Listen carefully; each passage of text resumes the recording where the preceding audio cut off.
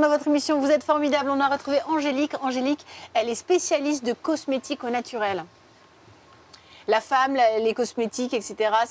En même temps, on fait des sacrées économies en parlant d'argent pour. Mais oui, tout à fait. En consommant naturel. On fait des économies et en plus, on va vraiment travailler avec des ingrédients bruts, donc qui sont riches en propriétés actives. Donc c'est vraiment des bons d'ingrédients, donc que du bon. Voilà. Et on sait ce qu'on met on dedans. fait du bien à la planète et aussi. à notre peau. Donc on dit oui surtout. C'est quelque chose qui t'intéresse, Morgane? Absolument. C'est tout ce qui est à base de produits naturels, c'est à la fois bon pour le portefeuille et c'est bon pour notre peau et la planète. Donc c'est évident que tu es consommatrice. Tout à fait. On fait quoi ce matin? Alors, je me suis dit qu'on était des femmes actives, qu'on gérait nos plannings de femmes, de mamans, de travailleuses, etc., et j'en passe, et qu'on a parfois des petits couacs en termes d'organisation et les matins pressés. Donc, nous, on a un souci en général, c'est qu'on a des cheveux longs et que ça prend du temps d'instaurer sa routine capillaire. Donc, quand on n'a pas le temps, j'ai une petite parade. Alors, désolée Ariane pour aujourd'hui, ce ne sera pas pour toi. Ouais, c'est pour les blondes. C'est pour Morgane, mais on en fera un pour toi également. On va faire un shampoing sec pour les cheveux blonds. D'accord. Est-ce que vous utilisez ce genre de produit? Ça me sauve la vie toutes les semaines. Voilà. Est-ce qu'il y a des freins à l'utilisation? Est-ce qu'il y a des choses qui vous dérangent un peu quand vous l'utilisez? Ouais, l'odeur et les résidus. Oui. Okay. Et puis en plus, c'est souvent des aérosols et c'est pas super pour la planète. Donc, exactement. on la pousse un peu. Donc là, on va avoir justement des ingrédients qui vont facilement s'éliminer avec le brossage. On ne va pas utiliser d'aérosol parce qu'on a des flacons pompes qui sont absolument fabuleux, qui permettent une répartition très homogène. Et on ne va pas avoir non plus de traînées un peu blanches à la surface, voilà, sur le cuir chevelu. Donc pour cette recette, comme d'habitude, en préambule, on désinfecte avec de l'alcool à 70 le matériel, ça c'est très important. Ensuite, on va avoir besoin d'amidon de maïs. C'est la maïzena qu'on trouve dans la cuisine. Voilà, rien de plus simple. Okay. Ça va vraiment être la base qu'on va utiliser. Ça va matifier, ça va apporter un toucher doux et soyeux et absorber le gras. On va avoir besoin de 21 grammes d'amidon de maïs. Vous pouvez peser du coup avec la balance. 21 grammes. En fait, c'est contraillé en pourcentage, mais si vous mettez 20 grammes, ça va aussi. On va avoir besoin aussi d'argile jaune. Alors jaune, pourquoi? Parce que l'idée, c'est de se rapprocher au plus proche de la couleur de nos cheveux. On va en utiliser 26 grammes. D'accord. L'argile, ce qui est très intéressant, c'est qu'on va avoir des propriétés nettoyantes et purifiantes. Voilà, donc ça va vraiment absorber le gras et nettoyer des On fait des masques à l'argile pour le visage, on peut en faire pour les cheveux? Oui, bien sûr.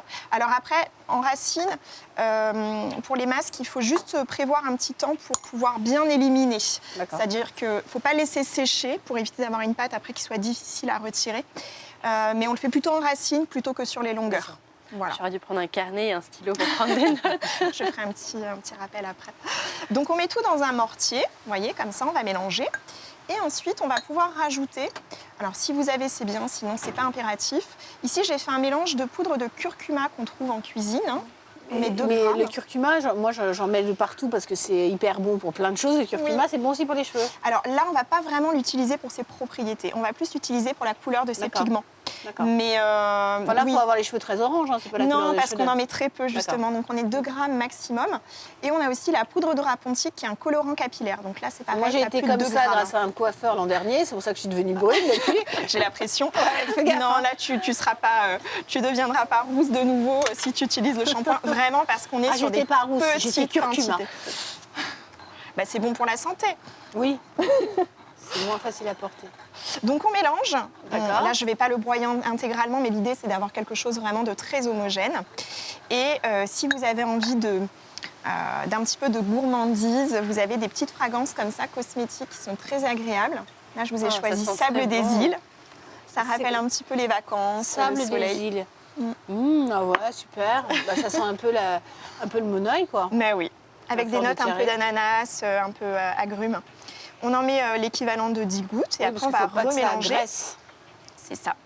Donc c'est des fragrances naturelles, donc exemptes vraiment de substances controversées en cosmétique et pour la planète. On remélange. Et ça donne ça. Et après ça donne ça. Donc là je l'ai bien entamé, mais je voulais que vous voyiez la couleur finale. Tu peux essayer pour voir comment ça fait?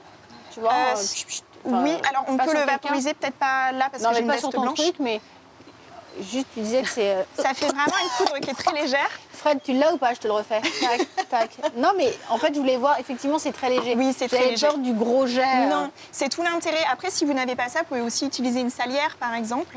Et pour l'application, c'est très simple. Vous faites un gros mèche à mèche avec le doigt, vous appliquez la surface du cheveu, vous laissez agir quelques minutes, on masse délicatement On pour brosse. bien faire pénétrer. On Et après, brosse on brosse. Et c'est tout. Et c'est nickel. Voilà. Eh ben, on adore cette petite recette. Et on peut le conserver jusqu'à 3 mois à l'abri de la chaleur et de la lumière. Donc on n'oublie pas de bien Étiqueter étiqueter pour et savoir ce surtout que de c'est. faire un test au pli du coude 2 jours avant pour être sûr qu'il n'y ait pas d'allergie. Même si on n'a pas de cheveux dans le coude.